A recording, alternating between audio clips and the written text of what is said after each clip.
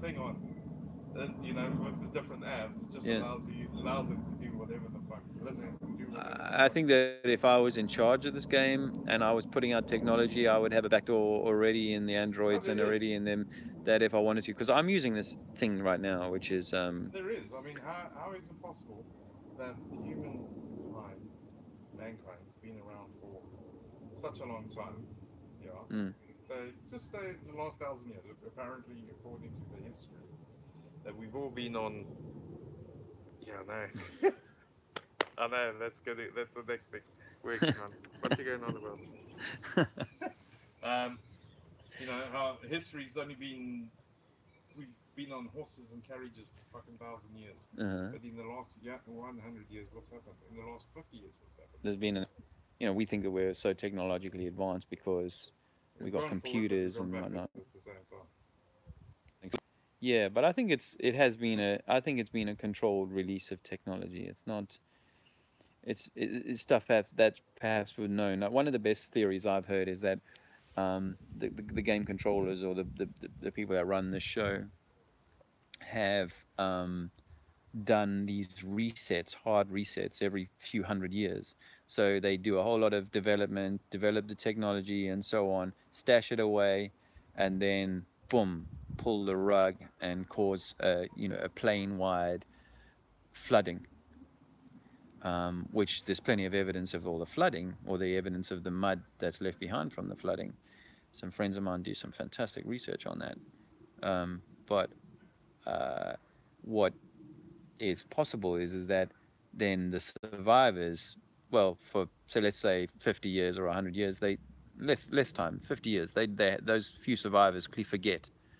Yeah, Um, well, you only live so long. That's and why then they feed you yeah, the shit so you don't live long yeah, and you don't have all this knowledge and yeah, memory. and then give it 100 Pass it years on. and you start gathering the people back in from the land by creating these centers of excellence. And you can call it the industrial revolution or whatever, but in cities like Coventry and Birmingham and so on, they all of a sudden, great machines turn up and people are leading the world and with technology. And as you see in China, people are drawn like ball bearings to a magnet to the cities because they need the work, Well, because you're dependent on money. You want because to they do made it. anything. Yeah. Do you know what they did in South Africa? The British, when they turned up in South Africa, they instituted a policy of hut taxes, that everybody who owned a hut had to pay a shilling Yes. or a whatever, a coin. You had to pay a coin. And the only way that these folks could get a coin was to go and get a regular job. Yeah. And that's how they draw people into the cities. And it's seductive. Youngsters like the lights and the partying and the alcohol and whatever else that's on offer. And it seems much more fast paced than the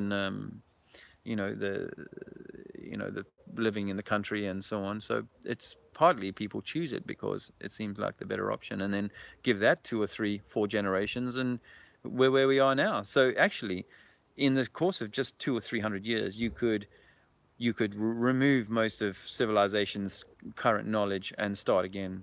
And I think that's what's happened over the last 500 years, and the history we're fed is mostly Well, it's all bollocks. I was saying to Joe, cobbled. we were up at Petswood Forest. Yeah, Forest, yeah. yeah. There probably Forest, a forest, yeah. forest.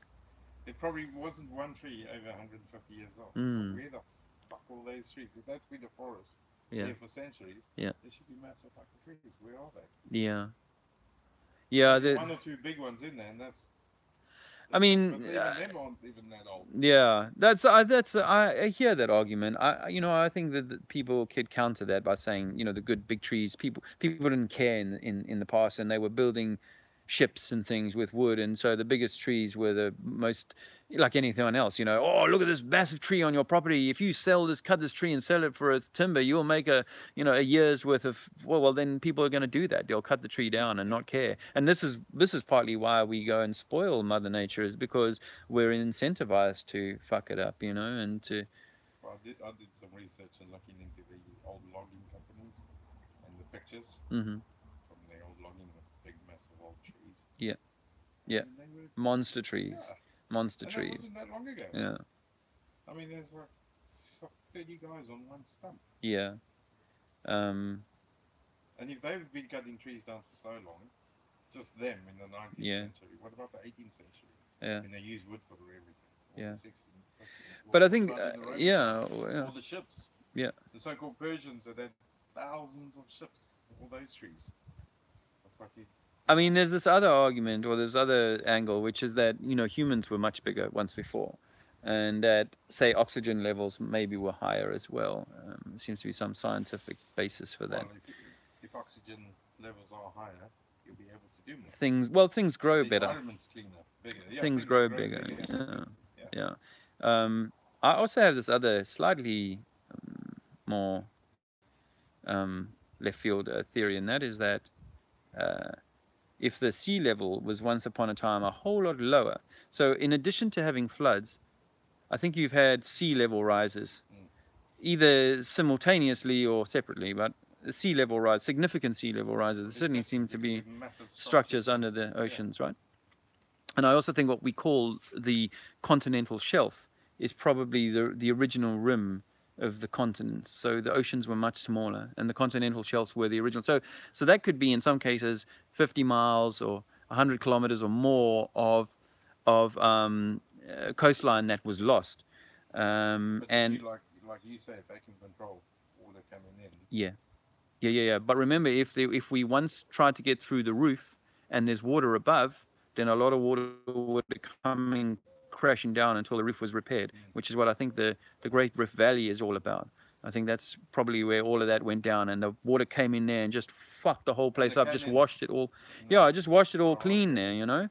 And that's why you get like the Cape Flats, for example, because I think that what happened is the water just came right over there and left just a mud silt up, which meant, getting back to my point, it meant that the original sea level was much lower down, so that there was a lot more oxygen. So we're actually living much higher up. We're sort of living up the top of the hill already.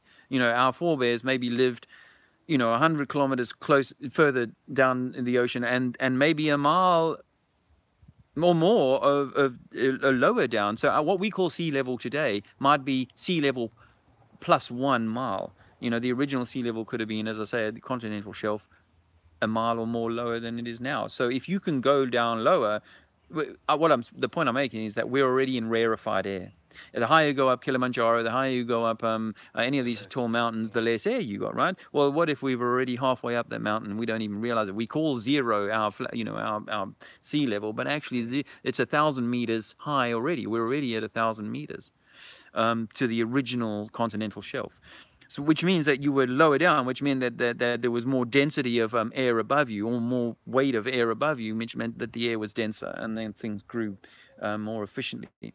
The other thing is that, of course, if we've been fucked up repeatedly, then the people that survive have been weakened, successively weakened, generation after generation. Yeah, and it gets into well, now we get into this interesting biblical kind of side of things, which is that did giants come down once upon a time from the roof? Did they come down? And if so, who did they breed with, and who are their offspring? And are their offspring either? Where the skeletons, it's giant skeletons. There's plenty of there's plenty. Heads, But bigger than. Oh yeah, but bigger than. Yeah, bigger than that. I mean, I know there's 13-foot skeletons and so on, but I think there's also possibly much bigger than that. Okay, but I won't argue that. I mean monstrously big. Not that 13-foot isn't huge. Fuck. Jesus. You'd have legs like your whole body. One thigh would be your body, right? Yeah, but it's not to say. I mean, if the trees were massive. No, I got no trouble with it. My point is though, is that who are the survivors? Are the survivors the people who are agitating for there to be more upheaval and more bullshit, or are the survivors those of most of us who are being continually beaten down by the system that's trying to hold us from ascending again, getting back up? As small as we might be now and as powerless as we might be, because there's all this talk about. This is only that form. The light inside of us is still very powerful. Yes. Hello. Well, that's been interesting, hasn't it? I'm just a days. I hope you've enjoyed that. I'll cut it down. Yeah. I'll see you just now. Okay. Bye.